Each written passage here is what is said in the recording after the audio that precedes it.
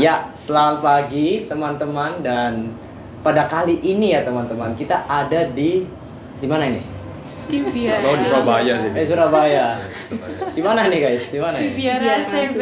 Di Biara CB. Nah, ini spesial banget nih guys. Kenapa? Karena kita di sini akan mewawancari salah satu suster yang berasal dari CB. Iya, benar. Iya, dari CB. Bener dong. Nah, kita akan menuju perkenalan dulu ya teman-teman. Kita ini siapa aja dan nama suster sendiri siapa gitu ya. Nah, perkenalkan, nama saya Nicholas Christian Lee. Aku Grandly Rianto. Nama aku Monica Jocelyn. Aku Vincentia Sofiana. Aku Valerie Miracle. Dan untuk suster, Saya Suster Pascaline CB. woi, pas kali CB. Ya. Amin. Amin. Kamu mau jadi CB? Enggak. Jadi suster ya, Grandly Nggak suster. bisa loh ya. Nggak bisa. Penting ganti kelamin ya. Oh, kasih kelamin. Nggak bisa, harus yang tulen dong. Nggak bisa ganti kelamin. Nggak boleh. Nggak boleh. Dan... Melanggar kodrat Tuhan. Ya. Iya, udah langsung yuk ke pertanyaan. Oke, langsung ya kita melakukan wawancara ya suster ya. Nah, untuk pertanyaan pertama nih suster, bagaimana panggilan hidup awalnya sebelum suster, bruder atau frater atau semacamnya itu bisa mendapatkan panggilan hidup Biara ini? Aku sih ya dapat panggilan ini sebenarnya dari hal yang sangat sederhana gitu. Nah. Ini pengalaman ketika aku antara TK atau SD kelas 1 gitu ya. Nah itu ada Romo dan para suster gitu. Para suster tuh visit ke rumah karena rumah saya itu dengan gereja itu sangat jauh gitu ya.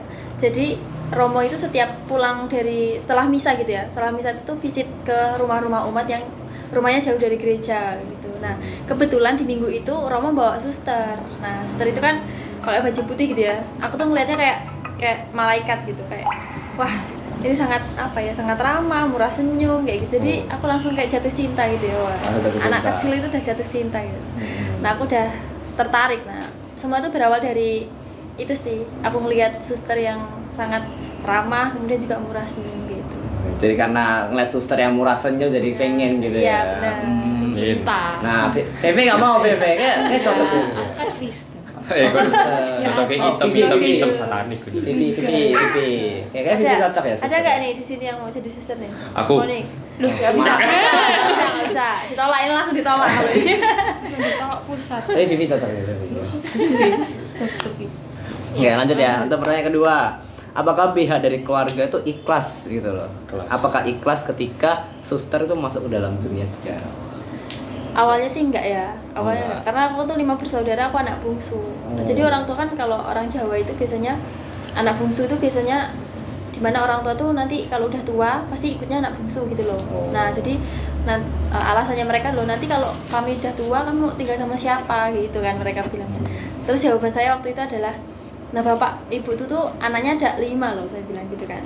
Ya salah satu berempat dari kakak-kakak saya lah, satu lah dipersembahkan kepada Tuhan, saya bilang gitu. Terus ya mereka akhirnya nggak bisa menjawab apa-apa dan ya mau nggak mau mengikhlaskan saya untuk masuk ke Biara gitu. Kuasa Tuhan. Kuasa Tuhan ya. Amin ya. Panggilan Tuhan pasti terwujud gitu. Yes. Nah, untuk pertanyaan selanjutnya ya. Sebelum itu berarti awalnya nggak ikhlas ya awalnya. Awalnya nggak ikhlas, Terus diikhlaskan. terus diikhlaskan, akhirnya ya diikhlaskan. Nah, Vi sama tuh. Stop. Kamu kan ada dua saudara. Stop nih. Udah.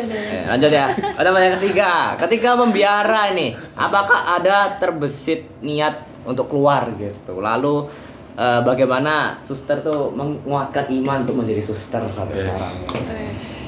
Nggak ada sih kalau nggak ada. terbesit untuk keluar itu nggak ada. Nggak ada. Karena emang dari awal tuh ya kan tadi yang udah aku ceritain kan, itu dari awal aja aku udah ngotot sendiri kan sama orang tua, kan malu ya kalau misalnya tiba-tiba aja keinginan untuk aku mau keluar gitu. Nah jadi ya nggak ada itu, untuk keinginan untuk keluar tuh nggak ada. Kemudian ya dalam hidup membiara itu pasti ada pergulatan ya, perjuangan gitu ada pasti. Itu juga gimana caranya aku menguatkan diriku sendiri ya dengan berefleksi itu. Kalian pernah kan diajarin refleksi? Waduh, tiap hari. Nah, nah itu fungsinya refleksi adalah ya untuk menguatkan hidup kita gitu. Oke. Refleksi gue satu halaman penuh ya refleksi. Awak enggak no kowe. Oh, jujur banget tuh. Yes. Lanjut untuk pertanyaan selanjutnya ya suster ya. Aduh jatuh. Nah, tantangan apa yang paling berat yang suster lewati selama hidup membiara? Habis itu cara mengatasinya gimana? Nah, tantangan yang paling berat itu udah hidup membiara itu hidup bersama. Hidup bersama. Hidup bersama kan, hidup bersama itu kan suster-suster ini kan nggak semuanya dari Jawa, nggak semuanya dari Sumatera gitu kan, campur-campur kan dari Sabang sampai Merauke ya, dengan latar belakang keluarga yang berbeda, suku yang berbeda ya, bisa dibayangkan ya ketika Sumatera ketemu sama Flores gitu, sama-sama keras gitu, benturan gitu. Nah ya di situ gimana sih aku secara pribadi mengatasi itu ya, yang pertama tadi adalah refleksi, kemudian hidup doanya dikuatkan gitu. Lalu dalam setiap konflik kan pasti ada konflik, hidup bersama itu mustahil tanpa ada konflik gitu ya. Hidup berkeluarga pun bapak ibu juga pasti berkonflik. Nah ketika berkonflik lalu bagaimana sih ketika konflik itu disatukan lagi dalam doa gitu ya. Ketika berdoa ya melihat sebenarnya Tuhan tuh mau apa sih sebenarnya, Tuhan apa yang ingin Tuhan katakan, apa yang sebenarnya kehendak Tuhan dalam hidupku melalui konflik ini gitu. Jadi akhirnya menemukan ya nilai di balik konflik, juga menemukan kehendak Allah ya, akhirnya bisa ya berdamai gitu ya, berdamai dengan diri sendiri yang pertama ya. Pasti dalam refleksi itu kan kita diajak untuk bertemu dengan diri, kemudian berdamai dengan diri ya, akhirnya bisa berdamai dengan yang lain gitu.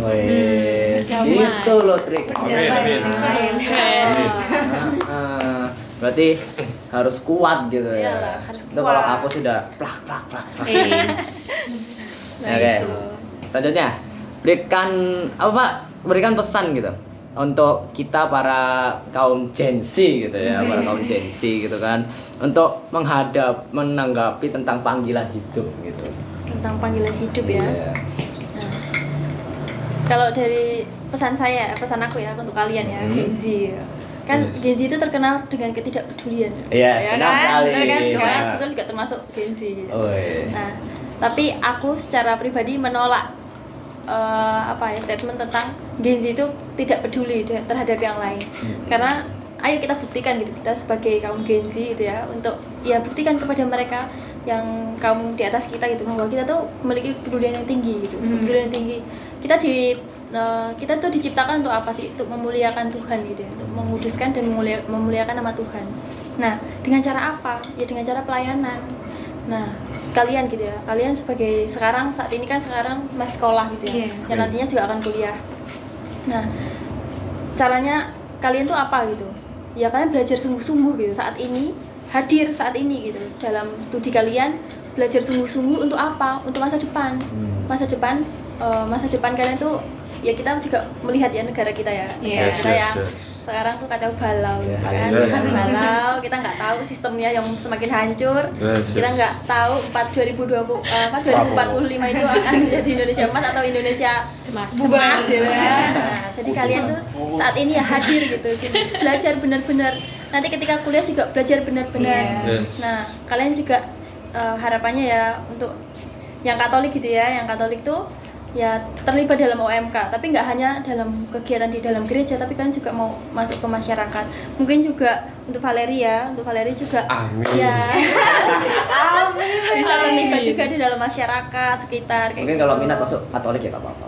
Ya boleh lah itu. Boleh lah di ACC loh sama Iya. Agamamu apa? Ini apa? netral. Oh, agama netral. Kristen. Kristen. Nah, boleh lah masuk Katolik. Nggak netral. Kristen. Seneng oi.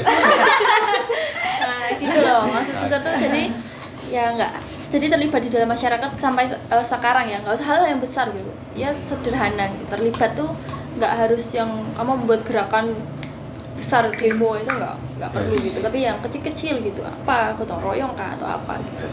Kemudian sekarang belajar dengan sungguh-sungguh itu ya, mempersiapkan masa depan kalian. Siapa tahu gitu ya, kalian suatu saat nanti bisa masuk ke dalam sistem pemerintahan. Ketika kalian bisa masuk ke dalam sistem, kalian itu bisa memperbaiki sistem yang ada di pemerintahan kita. Akhirnya ya kalian dari rakyat gitu ya, dari masyarakat, kemudian kalian masuk ke dalam sistem, kalian bisa memperbaiki sistem itu, ya akhirnya Indonesia bisa bangkit gitu. Ya kita melihat sistem kita yang rusak, jadi kalau kalian melihat ya banyak saudara-saudari kita yang saat ini nggak bisa makan, bahkan makan harus mengais-mengais sampah gitu. Nah, itu kita buktikan kalau Gen Z itu bukan orang yang tidak peduli, tetapi kita memikirkan masa depan. ACC suruh pajak. Kan pajak ya. Aku jadi presiden pertama Katolik Indonesia. Indonesia ya. Oke. Nah ini selanjutnya, rutinitas keharian suster tuh gimana nih? Biarawati itu gimana keseharian? Kesehariannya ini mau disebutin jadwal dari pagi sampai malam ya? Setiap sebutin aja. Boleh. Nah, pagi ya, suster tuh bangun pagi, jamnya nggak usah disebutin ya. Bangun pagi, terus doa, sarapan, pergi ke karya. Setelah pergi ke karya, ya berkarya di tempat kami masing-masing. Ada yang di kantor wilayah, ada yang di TK, ada yang di SD, kemudian ada yang di SMP Yosef juga. Kemudian suster Katarina juga di rumah kerasulan keluarga beliau. Nah di situ setelah berkarya pulang. Ketika pulang kami ada waktu untuk istirahat sebentar. Waktu istirahat itu juga digunakan untuk pribadi. Pribadi itu ya kami membersihkan kamar, kemudian juga untuk komunitas juga, berbagi waktu untuk komunitas tapi juga untuk pribadi. Setelah itu misa. Kami ada misa sore. Kalau di sini misalnya sore. Setelah misa kami makan malam, setelah makan malam doa malam, setelah doa malam kami rekreasi komunitas gitu. Kayak seru gitu ya. Iya. Seru. Tertarik? Ya, seru kan? Masuk pastor aja kalau. Oh, nggak mau. Mungkin TV mungkin. TV lagi. Cocok soalnya TV. Jadi suster itu tinggalnya selalu di sini terus ya? Nggak punya rumah gitu? Maksudnya Pasti rumah pribadi apa dia tinggal di sini? iya, nggak ada rumah pribadi. Oh. Nantinya biara. Tapi rumahnya banyak loh. Ada Ya. 48 di Indonesia. Jadi misalnya suster pindah ke biarawan lain gitu bisa? Maksudnya ke kongregasi lain. Yes. Nah, bisa. Oh, bisa. Tetapi Pindah kami tuh. akan mengulang prosesnya dari awal. Kan itu Waduh. kalau jadi suster itu kan ada tahapannya. Masa postulat 1 tahun, masa novisiat itu 2 tahun. Nah, kalau misalnya dari CP nih mau pindah ke di sini apa sih ada apa? MC ya. Nah, pindah ke MC. Ya akan mengulang lagi nih masa postulat mengulang. Oh gitu. Novis yang mengulang gitu iya. Tapi kan suster Jadi kan ada kayak yang ke pendidikan, kemana? Nah, kalau itu misalnya siapa ya? Misalnya suster Fidelis kan di SMP ngajar.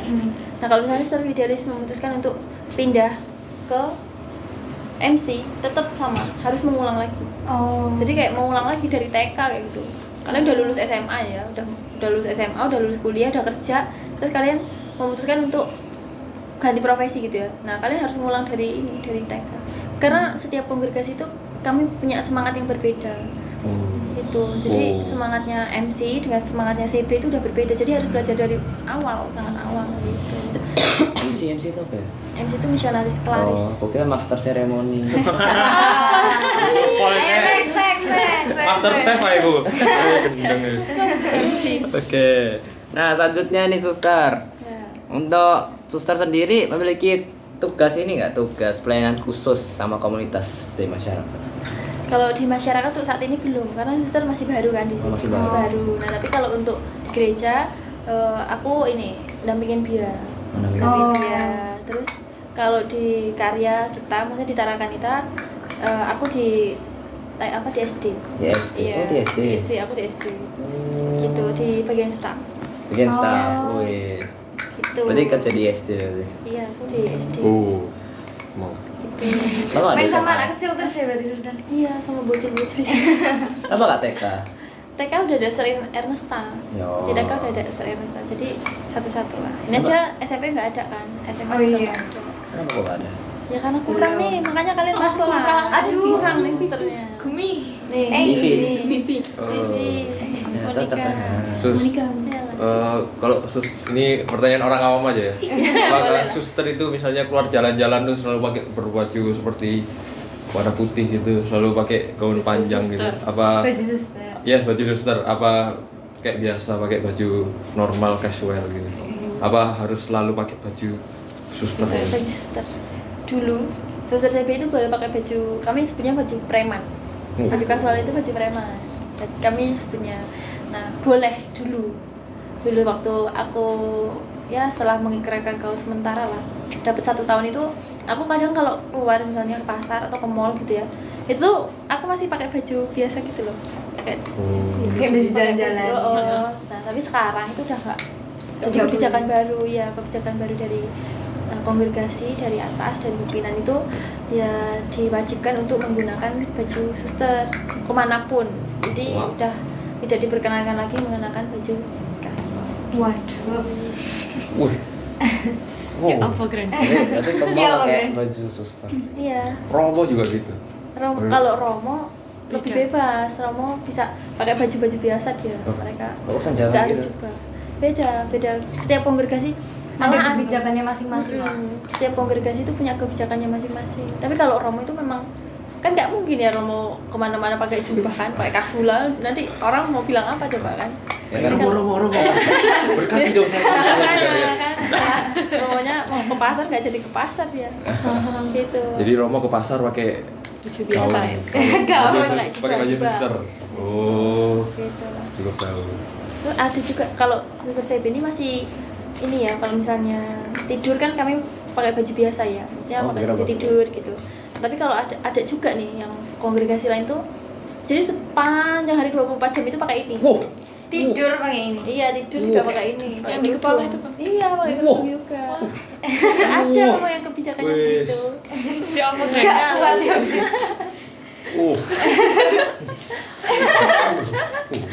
Nah gitu beda-beda. Beda ya.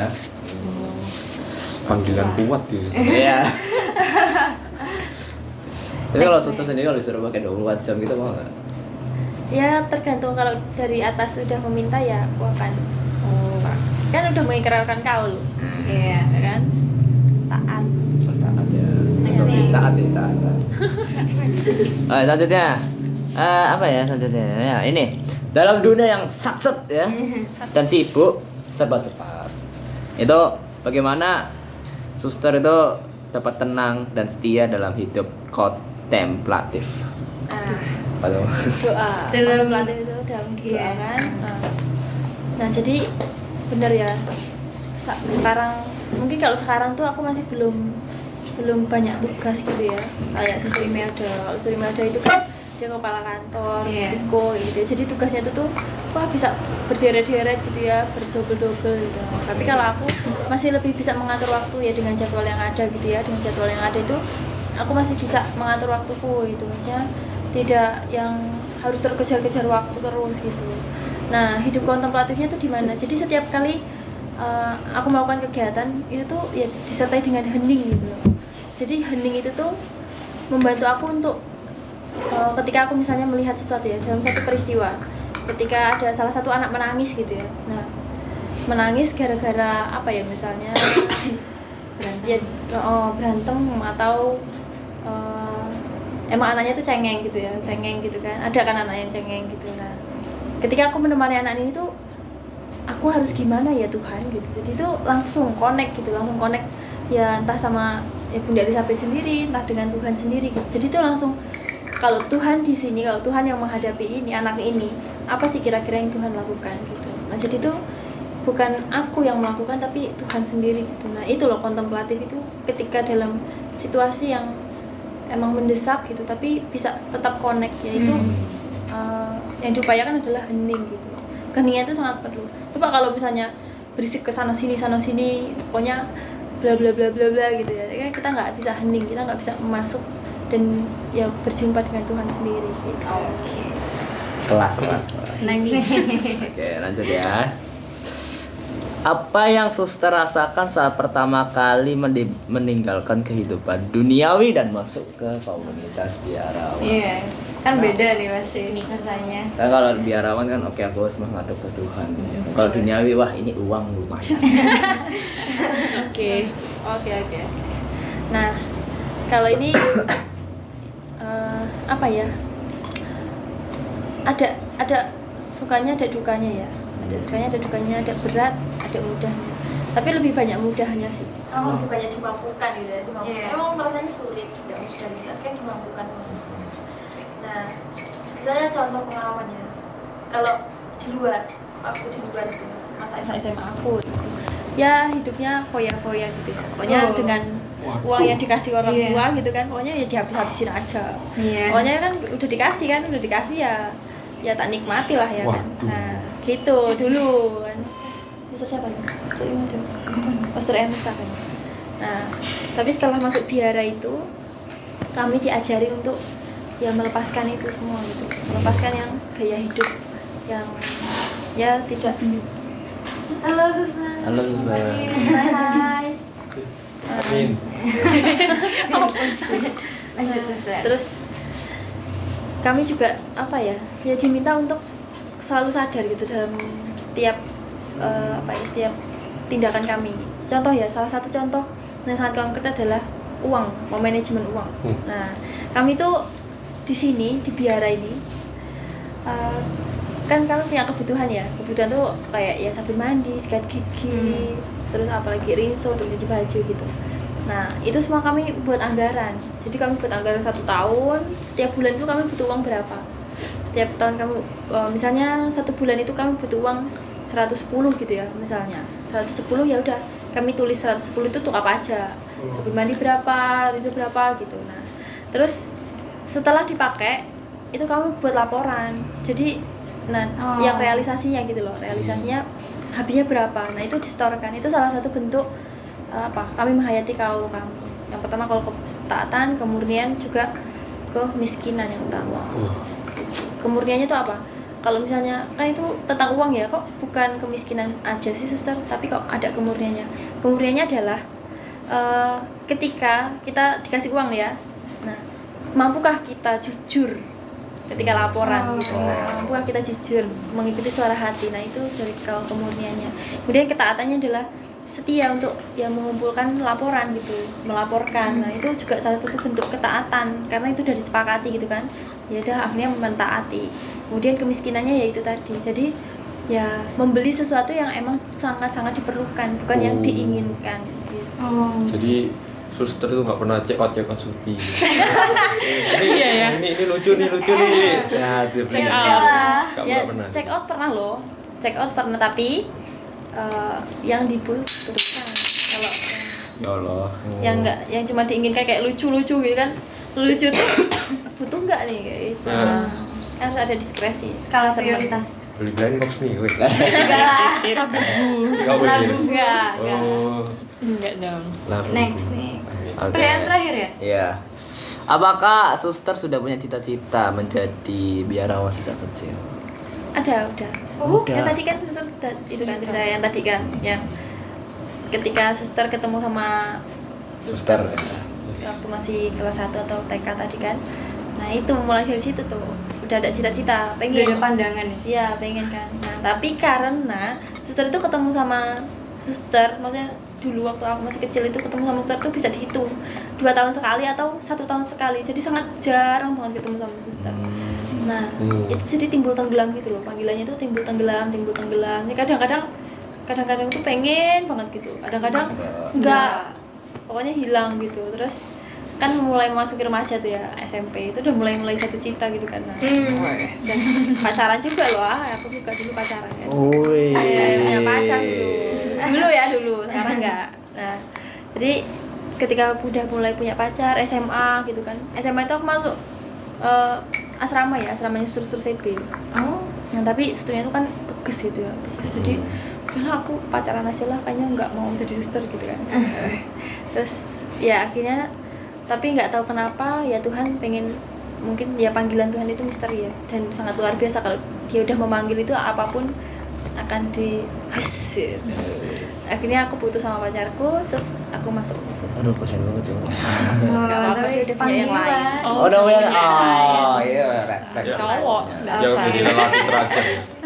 Oke. Jangan menjadi lelaki terakhir. Iya. Instagram. Dia tidak akan melihat Oke. nikah dan apa lain. Apa sih? Saling berkati gitu loh. Oh ya.